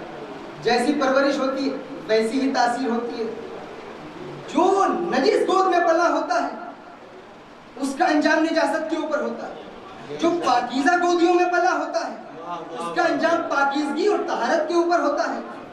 حسین ہے وارث آیہ تطہیر. حسین ہے اس کے بیٹے جس کا نام صدیقہ ہے, جس کا نام صدیقہ طاہرہ ہے, جس کی شان میں آیہ تطہیر نازل ہوئی ہے, جس کی طہارت کے اوپر آیہ تطہیر نے سند لگائی ہے آ کر کے, اس کے بیٹے ہیں حسین. تو لہٰذا کیسے ہو سکتا ہے کہ حسین اور یزید کی بیعت؟ ہاں وہ اور ہوں گے جو نجاست کی بیعت کرتے ہیں. ایک کردار کا تذکرہ کر دوں پھر میں اپنی بات کو سمیٹ لیتا ہوں. عزیزان گرامی, عبداللہ ابن عمر ایک شخص گزرا ہے, رسول اللہ کے زمانے میں اسلام لایا, پیار بہت کرتا ہے رسول اللہ سے, چاہتا بہت ہے, لیکن جیسے ہی رسول کی آنکھ بند ہوتی ہے حضرت علی کا ساتھ نہیں دیتا, ساتھ انہی کا دیتا. اب دیکھیں تقویٰ پرہیزگاری جو ظاہری ہے اس کو ہے, نماز روزے ظاہری عبادت لمبے لمبے سجدے خوب ہے, لیکن اہل بیت کے در سے دور ہے, علی کے در سے دور ہے, حسن کے در سے دور ہے, اور بڑی لمبی عمر پائی ہے, 80-85 سال کی عمر ہے تقریباً. رسول اللہ کے زمانے سے لے کر امام حسین علیہ السلام کے زمانے تک امام حسین کربلا جا رہے ہیں, عراق کا سفر درپیش ہے, روکنے کی کوشش کرتے ہیں, مشورہ دیتے ہیں کہ ہم نے رسول اللہ سے سنا ہے کہ عراق نہ جائیں آپ, تو ہم تو جائیں گے, تمہیں آنا ہے تو آ جاؤ, تو ہم تمہارے ساتھ تو نہیں آ سکتے. آپ دیکھیں مولا کائنات کا دور آیا, یعنی تینوں خلیفہ کا جب دور ختم ہو گیا مولا کائنات کا دور آیا, اب اس کو مولا کائنات کے ہاتھ پہ بیعت کرنی چاہیے تھی, لیکن مولا کائنات کے ہاتھ پہ بیعت نہیں کی. فوراً خط لکھ کر کے معاویہ کی بیعت کی, امام حسن کی بیعت نہیں کی, امام حسین کی بیعت نہیں کی. اب زمانہ وہ آ جاتا ہے کہ یزید وارث جہنم ہو جاتا ہے, اس کے بعد کی حکومت بھی چلی آتی ہے. اب آتی عبد الملک بن مروان. عبد الملک بن مروان کی حکومت میں والی مدینہ ایک سفاک حاکم بنتا ہے جس کا نام ہے حجاج ابن یوسف, جس کی سفاکیت اور بربریت آپ جانتے ہیں, سنتے رہتے ہیں. نہ جانے کتنے شیعہ نے حیدر کرار کو قتل کیا, اس کو سکون ہی سے ملتا تھا. 1,30,000 کی تقریباً ملتا ہے تو اس نے لوگوں کو تحقیق کیا. 1,30,000. جب یہ مدینے کا گورنر بنا تو عبداللہ ابن عمر مدینے میں ہے, پوری جمع ہے بھیڑ, کس کی بیعت کے لیے؟ حجاج کی بیعت کے لیے. ان کو فرصت نہیں مل پا رہی ہے, یہاں تک کہ رات ہو گئی, سارا دن بیعت چلتی رہی. حجاج جا کر کے اپنے کمرے میں لیٹ گیا. عزیزان گرامی آپ دیکھ رہے ہیں میرے مولا نے فرمایا حجور تابت. حجور تابت یہ انسان جن گودیوں میں پلا ہوتا ہے ان گودیوں کا اثر ہوتا ہے کہ اس کا انجام نجاست پہ ہو رہا یا طہارت پہ ہو رہا. عزیزان گرامی اب ان کو بیعت کا خیال پیدا ہوا. آئے ہیں رات کے سناٹے میں. اب 11 بج رہا تھا 12 بج رہا تھا یہ تو مجھے نہیں معلوم. لیکن جب پہنچا ہے حجاج کے پاس تو وہ کمبل امبل اوڑھ کے سونے جا رہا, آرام کے لیے لیٹ چکا تھا. اور ایک نمبر کا مکار آدمی ہے, ایک نمبر کا مکار آدمی ہے. اب یہ پہنچے ہیں صحابی پیغمبر ہے بھائی, رسول اللہ کے زمانے سے صحابی پیغمبر ہے, رسول اللہ کو دیکھا ہے. اس لیے تو ہم کہتے ہیں کہ ہر صحابی قابل احترام نہیں ہے. ہر صحابی قابل احترام نہیں. ہمیں یہ دیکھنا پڑے گا کہ کس صحابی نے اہل بیت کے دامن کو تھاما ہے اور کس صحابی نے اہل بیت کے دامن کو ٹھکرا دیا ہے. یہ معیار ہے ہمارا. اب آتے ہیں حجاج کے پاس, کہتے ہیں مجھے بیعت کرنی ہے. کہا اتنی رات کو بیعت, اتنی رات کو بیعت. آپ کی وہ بس فرصت نہیں ملی, دن میں آپ بہت مصروف تھے. اتنی رات کو بیعت کا مطلب اس جملے سے, اس گفتگو سے سمجھ میں آ رہا ہے کہ کافی رات ہو چکی ہے, کافی رات ہو چکی ہے, 12 بج چکے ہوں گے. کہا کیوں, کل کر لینا کر کے بیعت. کہا کہ کل کیسے کر لوں گا, مجھے رسول اللہ کی ایک حدیث یاد آ گئی ہے. مجھے رسول اللہ کی ایک حدیث یاد آ گئی کہ اگر کوئی اپنے زمانے کے امام کی بیعت کیے بغیر مر جائے تو وہ جاہلیت کی موت مرتا ہے. اگر میں آج رات مر گیا تو میں جاہلیت کی موت مروں گا. عزیزان گرامی دل چاہتا ہے عرض کروں کہ یہ حدیث اس وقت یاد نہیں آئی جب علی کی بیعت کا سوال تھا, یہ حدیث اس وقت بھی یاد نہیں آئی جب حسن کی بیعت کا سوال ہوا, یہ حدیث اس وقت بھی نہیں آئی آج جب حسین کی بیعت کا سوال تھا. کہ میں بیعت کرنا چاہتا ہوں. وہ بھی اندر اندر خوب مسکرایا. اس نے کہا کہ دیکھو ایسا ہے کہ اب تو میں سونے کے لیے لیٹ چکا ہوں, اب میں اٹھوں گا نہیں, اب میں اٹھوں گا نہیں. اور اس نے کمبل سے اپنا پیر باہر نکالا اور کہا کہ تمہیں بیعت کرنی ہے تو میرے پیر کو چھو لو, اس پیر پہ بیعت کر لو, تمہاری بیعت قبول ہو جائے. دیکھیے تاریخ نے سب کچھ محفوظ کیا اپنے دامن میں, سب کچھ اس نے محفوظ کیا ہے صاحبان عقل و فہم کے لیے. آپ ایک مرتبہ اب آپ دیکھیں, اب یہ بیچارہ کرتا کیا نہ کرتا, مرتا کہاں نہ جاتا, پیر نکالا. اس نے بھی کہا خوب اس کو آزمانے کا, ناک رگڑنے کا وقت. اس کو بھی معلوم ہے کہ جس نے علی کی بیعت نہ کی ہو, جس نے حسن کی بیعت, جس نے حسین کی بیعت نہ کی ہو, وہ بھلا میری بیعت بڑے خلوص سے آئے گا کرنے. اس کو بھی معلوم ہے, اس نے پیر نکال دیا. تاریخ نے لکھا ہے کہ اس کے پیر پر اس نے بیعت کی, پیروں کو چھوا اور اس رات کے سناٹے میں باہر آ گیا. عزیزان گرامی مجھے بتائیے یہ حجاج ابن یوسف جیسے پلید, نجس, کثیف, غلیظ انسان کے نجس پیر کے اوپر یہ رات کے سناٹے میں بیعت کر کے نکلا ہے. تو مجھے کہنے دیجئے کہ جو لوگ علی کے پاکیزہ ہاتھوں پر بیعت نہیں کرتے انہیں ایک دن حجاج کے نجس پیروں پر بیعت کرنا پڑتی ہے. ایک درود بھیجے محمد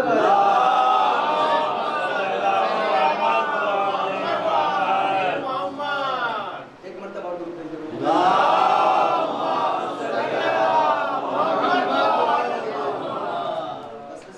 کافی وقت ہو گیا تو یہ ہمیں دیکھنا ہوگا. اسی لیے تو ہم کہتے ہیں حسین ابن علی بہت عظیم الشان شخصیت کا نام ہے, ایسے نہیں. اور اگر حسین نہ ہوتے تو دین ختم ہو جاتا, ختم ہو جاتا. پورے دین کو بچایا ہے کربلا نے, پورے دین کو بچایا ہے کربلا نے. اور یہ لفظ سن لیں آپ کہ جو پورے دین کو بچا لے اسے کربلا کہتے ہیں, اور جو پوری کربلا کو بچا لے اسے زینب یزید کو معلوم تھا کہ میں اگر حسین نہ اٹھے تو دین کو میں مٹا لوں گا، لیکن میرا حسین اٹھا، دین کو بچا لیا قربانیاں دے کر کے۔ تو یزید نے سمجھا کہ دیکھو اب دوسرا اسٹیپ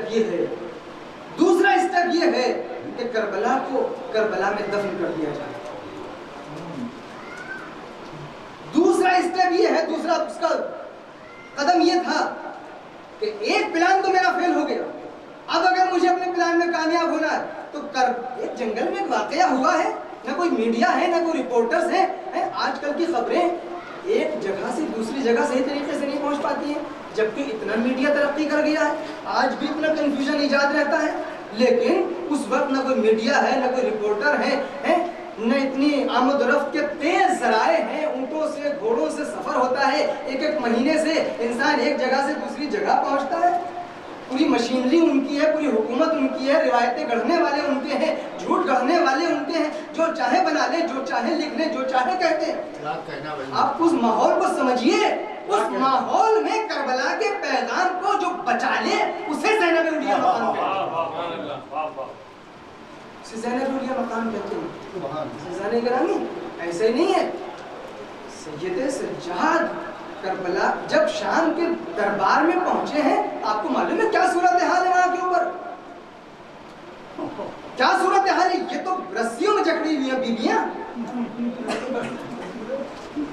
سید سجاد کے پیروں میں گڑیاں ہیں، ہاتھوں میں ہتھکڑیاں ہیں، گلے میں توق ہے، نہ جانے کب کے بھوکے کب کے پیاسے ہیں، کوئی تاریخ نہیں لکھتی ہے، کوئی تفصیل، کب کھانے کو ملا کب پینے کو ملا، اور دل کے اوپر کتنے داغ ہیں کربلا کے میدان میں جو اٹھا کے آئے، اور راستے کی صعوبتیں وہ الگ ہیں، بے کجاوا ناکوں پر سوار ہیں۔ آپ صرف تصور کریں،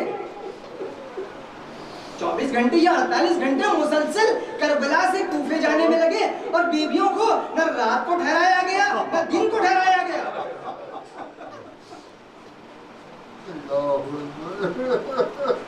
مسلسل قافلہ چل رہا ہے۔ کیا عرض کروں عزیزان گرامی، اور وہاں شام کے دربار میں جب پہنچا ہے تو ایک مرتبہ جمعے کا دن ہے، جمعہ ہونا ہے، یزید کو جمعہ پڑھانا ہے، یزید کو جمعہ پڑھانا ہے، خطیب سے کہتا ہے خطبہ دے، اور جتنی تعریف کر سکتا ہے بنی امیہ کی، یزید کی، معاویہ کی کر، کوئی فضیلت ایسی نہیں چھوڑی اس نے جو اس نے یزید اور معاویہ سے منسوب نہ کی، اور کوئی عیب اور کوئی برائی ایسی نہیں چھوڑی جو اس نے محمد اور آل محمد سے منسوب نہیں کی۔ یہ ماحول ہے، سب دشمن بیٹھے ہوئے ہیں، بس ایک مرتبہ اس بیمار نے اپنی ہتھکڑیوں اور بیڑیوں کو سنبھالا اور اس خطیب کو آواز دی، للکار کے کہا، میرے مولا نے، ایھا الخطیب اشتریت بمرضات الخالق، اشتریت بمرضات المخلوق، سخط الخالق، اللہ کو ناراض کر کے لوگوں کو خوش کر رہا۔ عزیزان گرامی، بس میرے مولا نے ایک مرتبہ آواز دی، یا یزید اذن لی حتی اسعد هذه الاعواد، اے یزید مجھے اجازت دے تاکہ اس لکڑی کے ڈھیر پر میں چڑھ جاؤں۔ ممبر نہیں کہا، اس ممبر میں میں چڑھ جاؤں، نہیں، ان لکڑیوں کے اوپر میں چڑھ جاؤں، اس کی اجازت دے۔ اس لفظ سے مجھے ذرا تھوڑی دیر کے لیے کام ہے۔ لوگ یہ ترجمہ کرتے ہیں، میں نے عام طور سے یہ ترجمہ کرتے ہوئے سنا ہے لوگوں کہ اے یزید کیا اجازت ہے کہ میں ان لکڑیوں کے ڈھیر پر چڑھ جاؤں؟ کیا اجازت ہے؟ یہ کیا اجازت ہے، یہ ترجمہ نہیں ہے، عاشقان علی محمد کا ترجمہ۔ کیا اجازت ہے، یہ نہیں میرے مولا نے یہ نہیں فرمایا، بلکہ فرمایا یا یزید اذن، اے یزید مجھے اجازت دے۔ دونوں لفظوں میں، دونوں ترجموں میں زمین زمین آسمان کا فرق ہے. اے یزید کیا اجازت ہے؟ یہ الگ معنی ہے. اے یزید مجھے اجازت دے، یہ الگ معنی ہے. یہ جو معنی ہے کیا اجازت ہے، آپ کے ذہنوں کو ایک لمحے کے لیے میں حدیث قصہ کی طرف لے کے چلتا ہوں جہاں کے اوپر یہ ترجمہ کیا گیا ہے، کیونکہ وہاں پہ لفظیں دوسری ہیں. جب امام حسن آتے ہیں تو یہ نہیں کہتے ہیں یا رسول اللہ اے اذن لی، اے رسول خدا مجھے اجازت دیجئے. فرماتے ہیں یا حل تعذن لی یا رسول اللہ، حل تعذن، کیا آپ مجھے اجازت دیتے ہیں اے اللہ کے رسول؟ کیا کہنا بھائی، لفظوں کی نزاکت دیکھیں. ایک جگہ حل تعذن، کیا آپ مجھے اجازت دیتے ہیں؟ ایک جگہ ہے اے اذن، تو مجھے اجازت دے. توجہ چاہتا ہوں، حل تعذنو کا استعمال وہاں پہ ہوتا ہے جہاں سامنے والی شخصیت قابل احترام ہوتی ہے.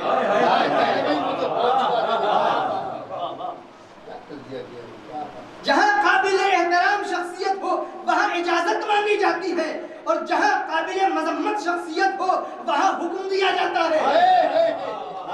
مولا نے یہ نہیں کہا کہ کیا اجازت ہے، بلکہ یہ کہا اے یزید ہمیں اجازت دے. میرے مولا سمجھانا چاہتے ہیں کہ تو نے بھلے ہی ہمیں قید کر رکھا ہو، بھلے ہی تو کو سلاسل میں جکڑ رکھا ہو، لیکن تیری اوقات کو ہم سے بہتر کوئی نہیں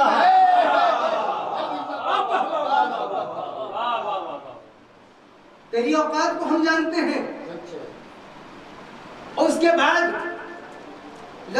یزید، اے یزید آپ عرب کا ماحول جانتے ہیں. اچھا اسے حدیث قصہ سمجھ لیجئے. کسی نے یہ کہا کہ حل تعذن لی یا محمد، سبحان اللہ سبحان اللہ، واہ واہ واہ واہ واہ واہ. کسی نے کہا، مولا حسن نے کہا، مولا حسین نے کہا، مولا علی نے کہا، بی بی فاطمہ نے کہا، جبریل نے آ کے کہا. ہو سب کے لفظ یہ ہیں حل تعذن لی یا رسول اللہ، حل تعذن لی یا رسول اللہ، حل تعذن لی یا رسول اللہ. یعنی نام لے کے خطاب نہیں ہے بلکہ عہدے سے خطاب ہے. نام سے، نام لے کے نہیں پکارا جا رہا ہے، عہدے کا نام لے کے پکارا جا رہا ہے. عہدہ رسالت کا ہے تو یا رسول اللہ کہا جا رہا ہے. یہاں کے اوپر غور فرمائے ذرا، فصاحت و بلاغت کے اوپر ہماری جانیں قربان ہو جائیں. وہ جو بیمار ہے، وہ جو رسیوں میں جکڑا ہوا ہے، اگر کسی اور کو جکڑ لیا جائے خدا کی قسم زبان میں جنبش نہیں پیدا ہو سکتی. لیکن ہماری جانیں قربان ہو جائے کہ جب میرے مولا نے کلام کیا ہے تو یزید کی زبان کے اندر سے جنبش کو چھین لیا ہے. سبحان اللہ سبحان اللہ، واہ واہ واہ واہ. جنبش کو چھین لیا ہے. یہ نہیں کہا کہ اذن لی یا امیر المومنین، اذن لی یا خلیفۃ المسلمین. نہیں، عہدے کا خطاب نہیں ہے. یا یزید اے اذن، اے یزید مجھے اجازت دے. یعنی عہدے کا خطاب نہیں ہے، سیدھے نام لے کر کے پکارا جا رہا ہے. اور سید سجاد سمجھانا چاہتے ہیں کہ دیکھ عہدے کا نام لے کے اسے پکارا جاتا ہے جس کا ہماری نظروں میں ذرہ برابر احترام پایا جاتا ہے، لیکن ہم تو تجھے ذرہ برابر لائق احترام سمجھتے ہی نہیں. میرے مولا نے سمجھا دیا کہ تو نے بھلے ہی ہمیں زنجیروں میں جکڑ لیا ہو، بھلے ہی قیدی بنا لیا ہو، لیکن یاد رکھو ہم قیدی بننے کے بعد بھی مالک و مختار ہیں. بے شک بے شک بے شک بے شک. جزاک اللہ. عزیزان گرامی، بس ایک مرتبہ اسرار پڑھا مجمع کا. اچھا ہاں یہ دیکھیے، جب میرے مولا نے کہا اجازت دے تو کہا یزید نے کہا اجازت دے دی. کہا ٹھیک ہے جائیے. کہا نہیں، ہم آپ کو اجازت نہیں دے سکتے، ہم آپ کو اجازت نہیں دے سکتے. بس میرا یہی پہ سوال ہے، کیا کہنا کیا ہے؟ بس یہی پہ میرا سوال ہے کہ یزید تیرے پاس اس وقت کس چیز کی کمی ہے جو تو کہہ رہا ہے کہ ہم اجازت نہیں دے سکتے؟ کس چیز؟ بھائی تخت تاج حکومت کارندے بادشاہ وزیر رؤسا سب کچھ تیرے پاس ہے، کیا کہنے کیا کہنے، کوئی چیز کی کمی نہیں ہے، تو اجازت کیوں نہیں دے رہا ہے؟ اور اس کا جواب خود یزید نے دیا ہے، بس 2 منٹ کے بعد دیا. جب پبلک نے کہا کہ اے یزید، اچھا اے اذن یا یزید اے اذن یا یزید اے اذن، یہاں پہ بھی کسی نے یہ نہیں کہا کہ یا امیر المومنین، اے امیر المومنین اجازت دے دے. اس کا مطلب یہ ہے کہ میرے مولا کے لہجہ خطابت سے مجمع بھی کلام کرنا سیکھ گیا. جو لفظ میرے مولا نے استعمال کیے وہی انہوں نے. یا یزید مجھے کہے کا ڈر ہے, یہ تو رسیوں میں جکڑا ہوا ہے, یہ تو بیڑیاں پہنے ہوئے ہے, اجازت دے دے, اجازت دے, اذن, اجازت دے. اس کے بعد اس کے خاص کارندے آتے ہیں, وزیر آتے ہیں. جب دیکھا کہ ہلچل مچ رہی ہے, آواز دی کہ تو اجازت کیوں نہیں دیتا, ابھی خلفشار مچ جائے گا. تو یزید کا جواب سنیں گے آپ. یزید نے کہا کہ تو ان کو نہیں پہچانتا, میں انہیں بہت اچھے سے پہچانتا ہوں. اگر یہ منبر کے اوپر آ گئے تو خدا کی قسم مجھے اور میرے خاندان کو ذلیل کیے بغیر نیچے نہیں آئے. یہ اس کے جملے ہیں. اس کو معلوم ہے نا تاریخ, اس کو معلوم ہے کہ یہ منبر کس کا منبر ہے. بس ایک مرتبہ اجازت جب ملی ہے پریشر میں آ کر کے, اور میرے مولا کو تو خطبہ اس وقت نہیں محل ہے, جب خطبہ میرے مولا نے دیا ہے خدا کی قسم ایک دم انقلاب برپا ہو گیا. وہ شام جہاں کے اوپر سب لوگ اہل بیت کی عظمت سے بے خبر تھے, میرے مولا نے جو خطبہ دیا ہے یزید کا تختہ پلٹنے کے قریب آ گیا. اب اس کو کچھ سمجھ میں نہیں آیا. اس نے جلدی سے کہا مؤذن سے, اے مؤذن جلدی کر اذان کہہ دے. مؤذن گلدستے اذان پر پہنچا اور اس نے آواز دی اللہ اکبر, اللہ سب سے بڑا ہے. مجھے بتائیے اللہ اکبر کا ترجمہ کیا ہے؟ اللہ سب سے بڑا ہے. جیسے یہ لفظ سنا میرا سجاد خاموش ہو گیا, میرا آقا خاموش ہو گیا. زیر لب کچھ الفاظ کہے, اللہ زیر لب کچھ الفاظ کے الفاظ سنیں گے میرے مولا نے. میرے مولا نے کہا شہد بہی لحمی و دمی و جلدی. یہ تو اللہ کی کبریائی کی جو گواہی دے رہا ہے, اس کی گواہی تو میرا خون دیتا ہے, میری گوشت, میری روح, میری جلد, میری کھال اس کی گواہی دیتی ہے. اے یزید تیری جو یہ گواہی ہے یہ صرف زبانی حرکت ہے, سید سجاد کی جو گواہی ہے یہ پورے روح کی وجود کی گواہی ہے. یہ زیر لب. اس کے بعد اذان دیتے دیتے پہنچا اشہدو ان محمد رسول اللہ, اشہدو ان محمد رسول اللہ. بس ایک مرتبہ میرے مولا نے فرمایا اے مؤذن خاموش ہو جا, مؤذن خاموش ہو جا. یزید کی طرف رخ کیا. خدا کی قسم کوئی بول سکتا ہے ایسا قیدی؟ جو قیدی ہو اس کا لب و لہجہ ایسا ہو سکتا ہے؟ ایک مرتبہ یزید کی طرف مخاطب ہو کے کہا اے یزید کو اتنا بتا دے کہ یہ محمد جس کا اس مؤذن نے نام لیا ہے یہ تیرے جد ہے یا میرے جد ہے؟ یہ تیرے جد ہے یا میرے جد ہیں؟ اگر تو کہتا ہے کہ تیرے جد ہیں تو تو جھوٹا ہے, پوری دنیا جانتی ہے کہ تیرے جد نہیں ہیں. اور اگر میرے جد ہے کہ بے شک میرے جد ہیں تو بتا تو نے اس نبی کے نواسے کو کیوں قتل کیا؟ خدا کی قسم جواب نہیں تھا. وہ جو کہہ رہا تھا کہ کاش میرے آبا اجداد ہوتے بدر و حنین میں جو مارے گئے اور آ کے دیکھتے, وہ جو خوشیاں منا رہا تھا, میرے مولا نے ایک خطبے میں ان خوشیوں کو کافور کر دیا. تم نے کیوں عزیزان گرامی ایسی شخصیتوں کو حسین لے کے چلے تھے اپنے ساتھ. سید سجاد زینب اولیاء مقام کو میں نے عرض کیا کہ انہوں نے بچایا ہے. اسی لیے شاعر نے کہا کہ نقیب فتح شہ مشرقین بن کے اٹھی, نقیب فتح شہ مشرقین بن کے اٹھی, نہ تھے حسین تو زینب حسین بن کے اٹھی.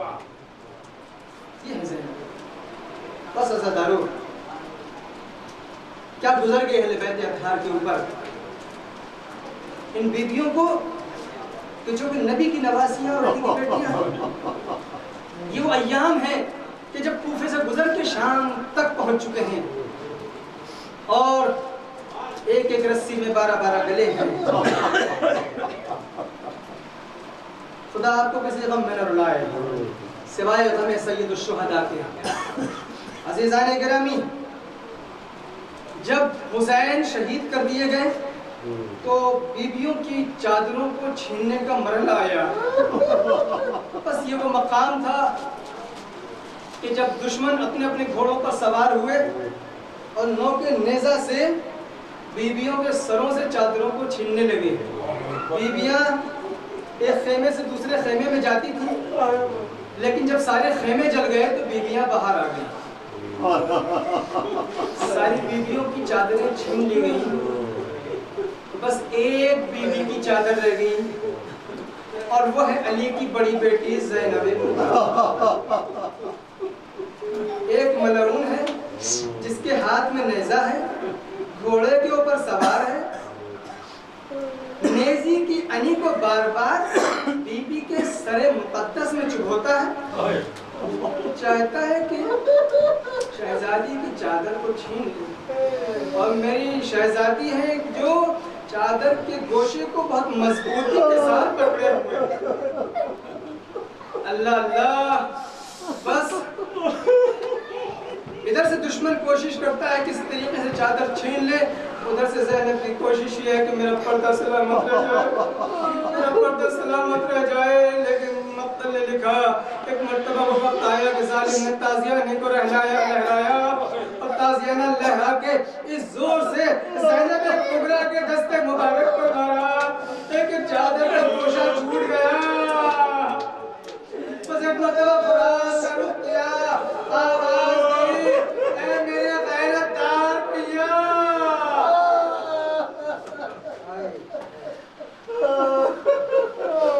حضرت اللہ، اے میرے غیرت دار بھیا، میری بہن کا پردہ جاتا رہا. بس کچھ دیر کے بعد ظالم آگے بڑھے، ہاتھوں میں رسیاں ہیں. آواز دی اہل حرم کو اسیر کر لو. جناب زینب نے آواز دی ہمارے قریب نہ آنا، ان رسیوں کو ہمیں دے دو، ہم خود اپنے بازوؤں میں باندھ لیں گے، ہم اہل بیت طہارت ہیں. سزادارو، رسیاں بیویوں کے بازوؤں میں باندھ لی گئیں، بے کجاوا ناقے لائے گئے، بے کجاوا ناقے لائے گئے. بس سزادارو، بے کجاوا ناقے لائے گئے. ایک مرتبہ جناب زینب نے ساری بیویوں کو ایک ایک کر کے سوار کیا، اور ایک وقت وہ آ گیا کہ جب زینب کو سوار کرنے والا کوئی نہ بچا. دائیں دیکھا، بائیں دیکھا، مرتبہ آواز دی بھیا جب مدینے سے چلے گئے بڑے آرام سے لے گئے.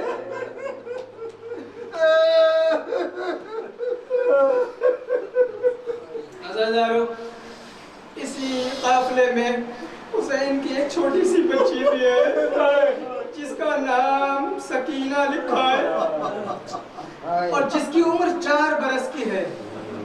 بیویوں کو بے کجاوا ناقوں پر سوار کیا گیا اور اس بیوی کے لیے یہ فرمایا، یہ کہا گیا اس چھوٹی شہزادی کے لیے، سوچیں صحیح، 4 سال کا سن، کیا کوئی سن ہو رہا؟ اپنے ذہنوں میں سوچیں کہ 4 سال کی بچی کتنی چھوٹی ہو، کتنے ننھے ننھے ہاتھ ہوتے ہیں، کتنے ننھے ننھے معصوم سے رخسار ہوتے ہیں. ارے وہی رخسار ہے نا جس پہ کبھی عباس بوسہ دیتے تھے، کبھی علی اکبر بوسہ دیتے تھے، کبھی حسین بوسہ دیتے تھے، اور آج شمر ہے جو اپنے سخت ہاتھوں سے منہ پہ تماچے مار رہا ہے.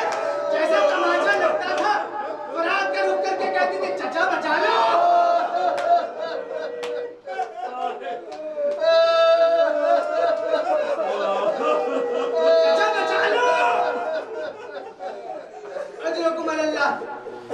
ظلم سنیں گے، ظلم سنیں گے.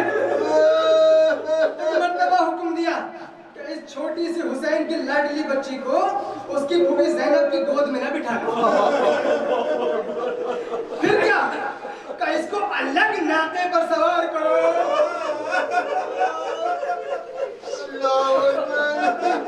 اللہ آپ کی آوازوں پر رحمت نازل فرمائے. 4 سال کی بچی، 4 سال کی بچی بے کجاوا ناقے ہیں. اللہ اللہ. تاریخ مقتل نے لکھا کہ چھوٹی بچی کو بٹھانے کی کوشش کی گئی، لیکن اتنا چھوٹا سن تھا. ارے جو بچی باپ کے سینے میں سونے کی عادت رکھتی ہے،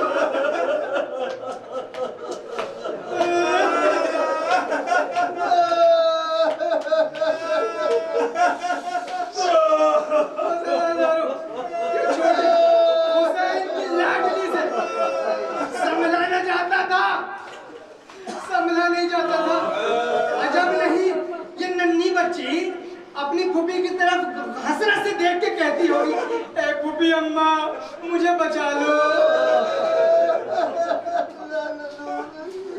کبھی اپنے بھیا سجاد کی طرف رک کر کے کہتی ہوگی بھیا سجاد اپنی بہن کو نہ بچاؤ گے. اس مقتل نے لکھا جب اس بچی سے نہ سنبھلا گیا تو ایک مرتبہ حکم ہوا کہ اس بچی کو پشت کے بل سینے کے بل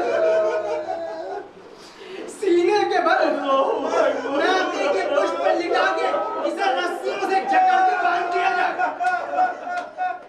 اللہ بس عزادارو اپنی ذہنت کو دوار کر رہا. بس ایک مرتبہ سکینہ کو ارے سینے کے بل پشت ناقہ پر لٹایا گیا, رسیوں سے حسین کی بچی کو جکڑ دیا گیا. جیسے جیسے اونٹ چلتا تھا سکینہ کا سینہ چھلنی ہوتا تھا, جیسے جیسے اونٹ بڑھتا تھا سکینہ کے سینے سے ارے خون رس رس کے بہتا تھا. ادھر اونٹ آگے بڑھتا تھا, ادھر سکینہ فرات کا رخ کرتی تھی. اے میرے چچا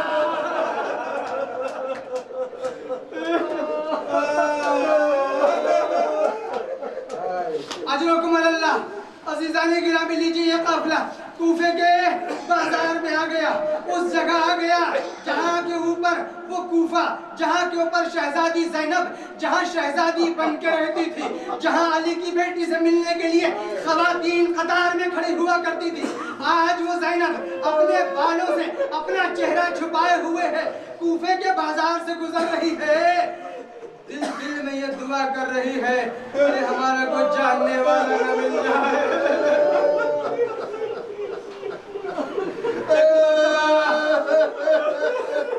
ایک مرتبہ زینب کی ایک کنیز ہے جس کا نام ام حبیبہ ہے. اپنے گھر میں آج وہ بہت ساری کنیزوں والی ہو گئی ہے. کبھی زینب کی کنیز تھی, آج خود شہزادی ہے, آج خود اس کے پاس کنیزیں ہیں. اس نے شور و غل سنا, کنیز کو بھیجا دیکھو تو صحیح باہر یہ شور کیسا ہے. کنیز نے آ کے بتایا کہ میں نے عجیب و غریب منظر دیکھا. کہا تو نے کیا دیکھا؟ جب کوئی اپنا کوئی چاہنے والا مصیبت میں ہوتا ہے نا تو دل اچانک سے دل بے قرار ہونے لگتا ہے. کہا تو کیا دیکھ کے آ رہی ہے؟ اب میں نے یہ دیکھا ہے کہ باہر ایک قافلہ ہے کہ جس قافلے کے آگے آگے نوک نیزہ پر کچھ کٹے ہوئے سر ہیں اور ان سروں کے پیچھے پیچھے بے کجاوا ناکوں پر کچھ بیبیاں ہیں اور ان بیبیوں کے سروں پر چادر نہیں, اپنے چہرے کو بالوں سے چھپائے ہوئے ہیں.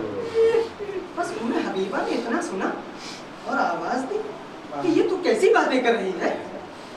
ارے یہ مار دھار, قتل و غارت, خون ریزی یہ تو سمجھ میں آتا ہے, لیکن یہ کہاں کا اصول ہے کہ کسی کے گھر کے مردوں کو قتل کر دیا جائے اور ان کی عورتوں کے سروں سے پردے کو چھین لیا جائے؟ یہ کہاں کا دستور ہے؟ ہم خود چل کے دیکھیں گے. بس ایک مرتبہ اپنی چادر کو سنبھالا اور ام حبیبہ آگے بڑھی, دروازے کے باہر نکلی. جیسے ہی دروازے پر پہنچی ہے عین اسی وقت جناب زینب کی سواری ام حبیبہ کے گھر کے سامنے سے گزر رہی تھی.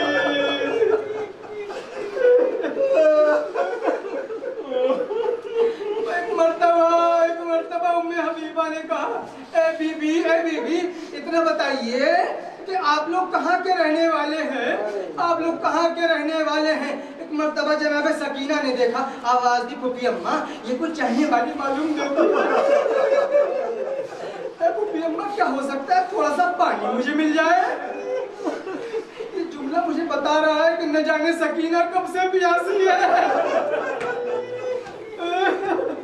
حسین کی پیاس شہادت کے بعد ختم ہو گئی, علی اکبر کی پیاس شہادت کے بعد ختم ہو گئی, قاسم کی پیاس شہادت کے بعد ختم ہو گئی, لیکن عزادارو ہمیں نہیں معلوم سکینہ کی پیاس کب ختم ہوئی. اجرکم اللہ. پھوپھی اماں کیا تھوڑا سا پانی مل سکتا ہے؟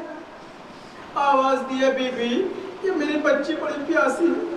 प्यास इसे मारे डालती, क्या थोड़ा सा पानी मिल जाए? कहा हाँ क्यों नहीं। दौड़ी हुई अंदर गई, फौरन कुएं में पानी लिया, पानी लेकर के आई, आवाज दी कि ये लीजिए पानी। एक मर्तबा पानी को लिया, उम्मे हबीबा ने कहा बीबी जब ये बच्ची पानी पी ले तो इससे मेरे लिए कुछ दुआएं करवा दीजिएगा, मेरे लिए कुछ दुआएं करवा दीजिएगा। तो एक मर्तबा सकीना ने पानी को रोक लिया, आवाज दी ए फूफी अम्मा हम खानदाने इस्मत और तहारत के परवरदा हैं, पहले इससे पूछिए इसकी दुआ क्या है, हम पानी बाद में पिएंगे, पहले इसकी दुआएं करेंगे। आवाज दी बता तेरी दुआ क्या है? मेरी दुआ ये है कि इससे कहिए कि मेरे बच्चे ऐसे यतीम ना हो जैसे तुम्हारी बच्ची यतीम। तो इतना एक मर्तबा सकीना ने अपना जला हुआ दामन उठाया, आसमान की तरफ देखा, ऐ मेरे मालिक जैसे सकीना यतीम हुई है वैसे इसके बच्चे यतीम ना हो। अल्लाह अल्लाह को किसी गम में न रुलाए। कहा तेरी दूसरी दुआ क्या है? कहा दूसरी दुआ ये है कि मुझे मदीने जाना नसीब हो जाए।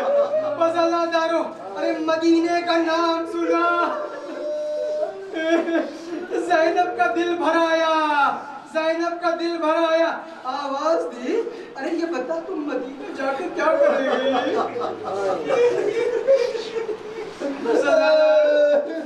मदीने जाके क्या करेगी? कहा मदीने में मेरा आका हुसैन रहता, मदीने में मेरा आका हुसैन रहता है। एक मर्तबा जनाब ज़ैनब ने कहा क्या तू हुसैन के अलावा मदीने में किसी और को भी पहचानती? किसी और को भी पहचानती? कहा हाँ क्यों नहीं, मैं अपनी शहजादी ज़ैनब को भी पहचानती हूँ।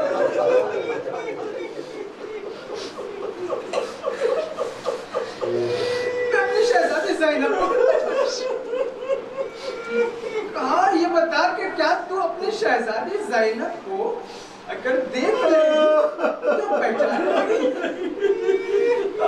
कि ये कैसी बातें कर रही हूँ बीबी, मैंने तो कई साल तक अपनी शहजादी की खिदमत की है, अगर मैं न पहचानूंगी तो कौन पहचानेगा? पर इतना सुनना था। एक मर्तबा चेहरे से बालों को हटाया, आवाज दी उम्मे हबीबा अरे तूने ज़ैनब को नहीं पहचाना?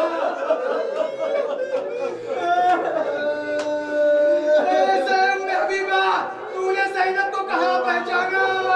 एक मर्तबा उम्मे हबीबा ने अब जो गौर से देखा, क्या देखा रे शहजादी ज़ैनब?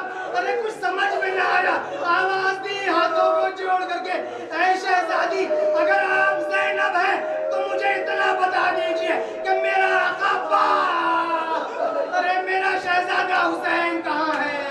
ऐ उम्मे हबीबा जरा करीब आ, अरे बन्नों के नेज़ा पे देख, तेरा आका हुसैन है, वो घोड़े की गर्दन में देख, मेरा भैया अब्बास है, अरे हम करबला में मारे गए, ज़हरा का कुंबा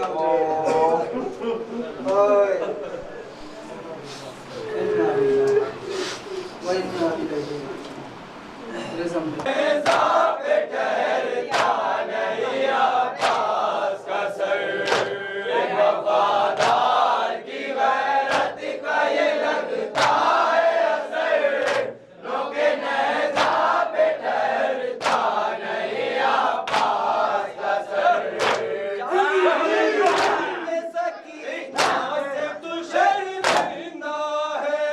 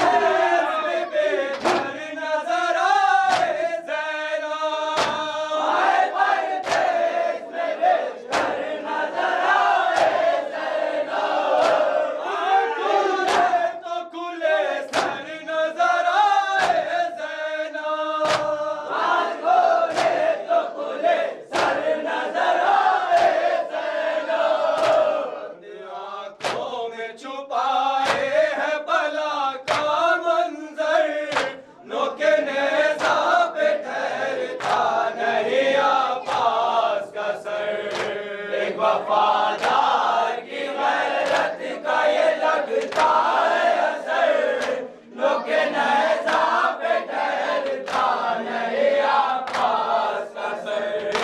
تیرے ہوئے دیکھا نہ کسی نے مجھ کو، تیرے ہوتے ہوئے دیکھا نہ کسی نے مجھ کو، اور تیرے یاد میں مارا ہے سبھی نے مجھ کو، تیرے بعد میں مارا ہے سبھی نے مجھ کو، دکھلاؤں میں کوڑوں کے نشان کب کیوں کر، لوگ نیزہ پہ ٹھہرتا نہیں عباس کا سر۔ ایک وفادار کی غیرت کا یہ لگتا ہے اثر، لوگ نیزہ پہ ٹھہرتا نہیں عباس کا سر۔ جس نے نہیں کہا بھائی کو بھائی نہ کہا، بھائی کہا بھائی کو بھائی نہ کہا، اس کا سر کیسے سر شہ کے برابر آتا، اس کا سر کیسے سر شہ کے برابر آتا۔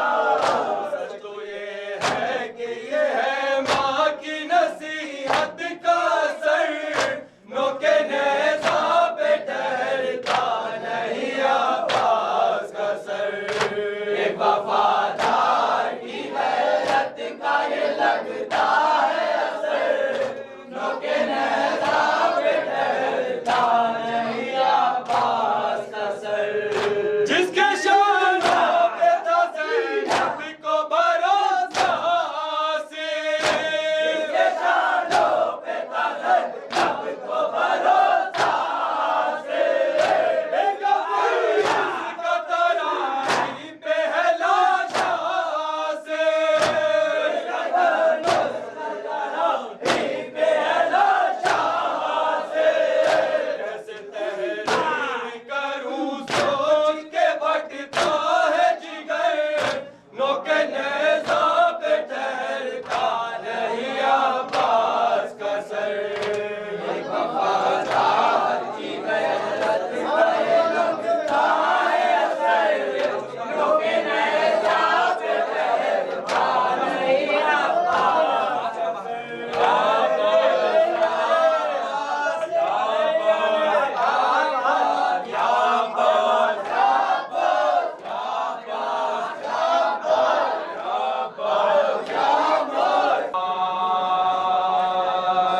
یہ سپاہ علی اکبر، یہ سپاہ علی اکبر، یہ سپاہ علی اکبر، ہمیشہ کے سخنوار،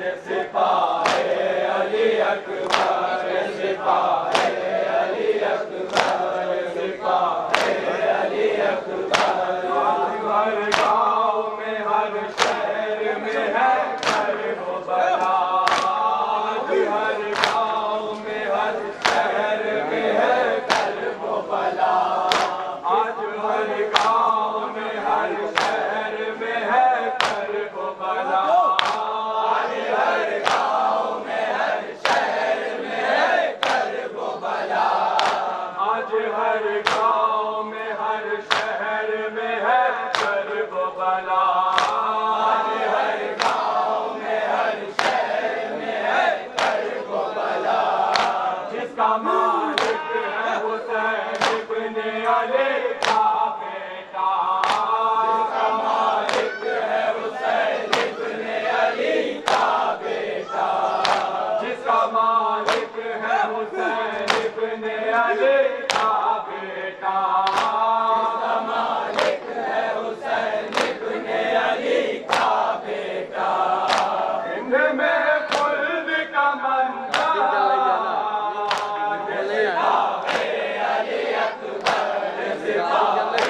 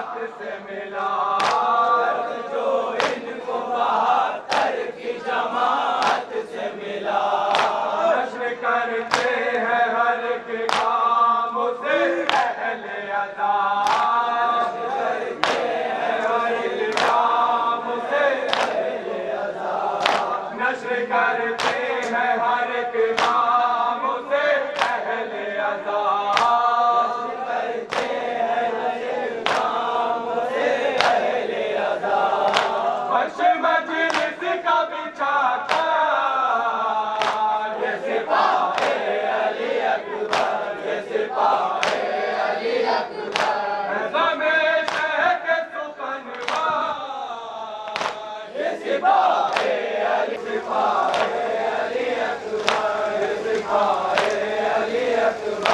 اپنے ہاتھوں میں لیے شہر وفا کا پرچم اپنے ہاتھوں میں لیے شہر وفا کا پرچم اپنے ہاتھوں میں لیے شہر وفا کا پرچم اپنے ہاتھوں میں لیے شہر وفا کا پرچم اپنے ہاتھوں میں لیے شہر وفا کا پرچم اپنے ہاتھوں میں لیے شہر وفا کا پرچم عمر بھر کرتے رہے شاہ ہدیٰ کا ماتم عمر بھر کرتے رہے شاہ ہدیٰ کا ماتم عمر بھر کرتے رہے شاہ ہدیٰ کا ماتم عمر بھر کرتے رہے شاہ ہدیٰ کا ماتم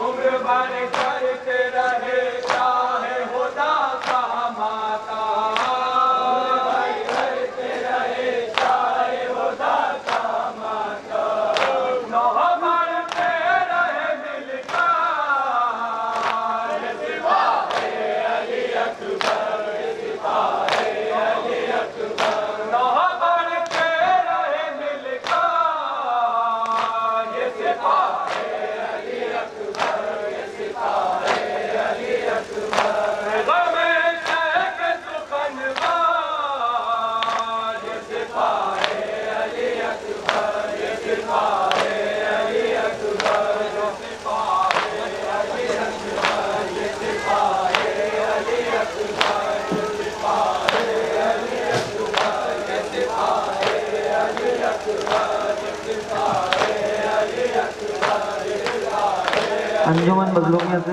گزارش کی جا رہی ہے کہ وہ تشریف لے آئیں. انجمن مظلومیہ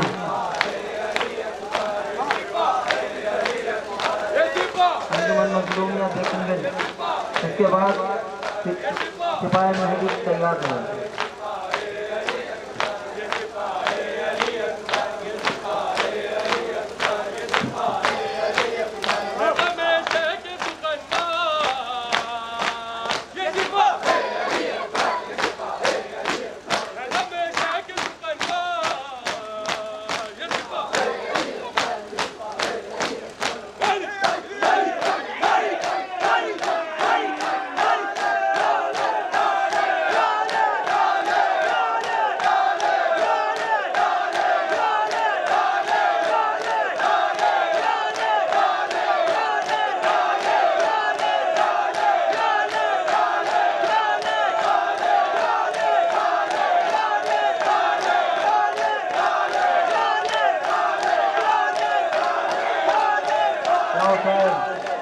انجمن مظلومیہ